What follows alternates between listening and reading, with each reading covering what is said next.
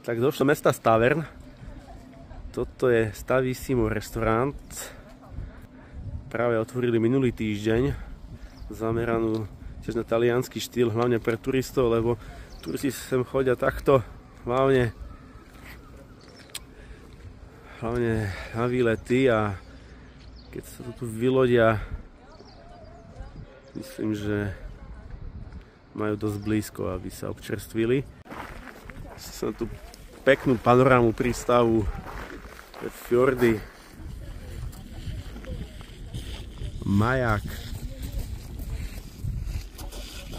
Sme práve na mole v prístave a čo vám musím ukázať, pozrite sa, že aj tu majú aj loďky na elektropohon a teda naozaj musím oceniť, že oni tu chcú žiť dosť na zeleno. Keďže aj ja som si asi, neviem, či som to spomínal, požičal som si elektroauto, takže plávam s prúdom a skúšam sa im prispôsobiť.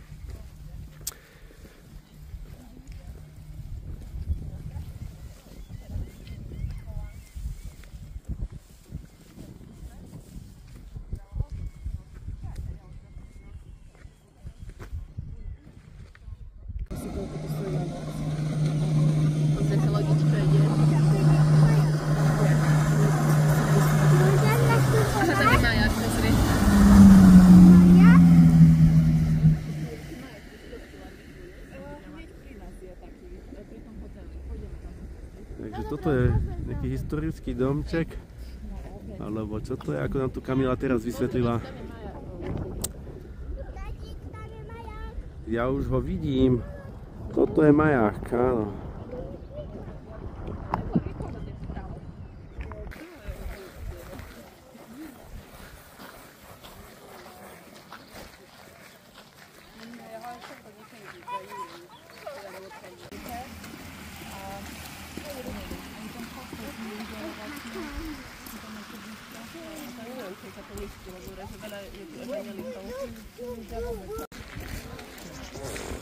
Vidím, že domáci tu majú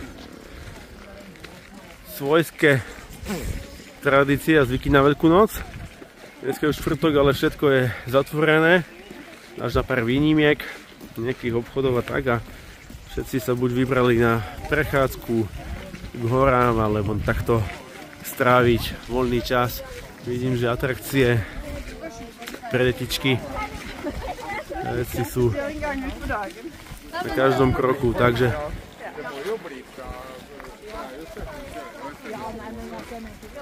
vám to budeme dokumentovať a prihlásim sa vám opäť s nejakou zaujímavosťou.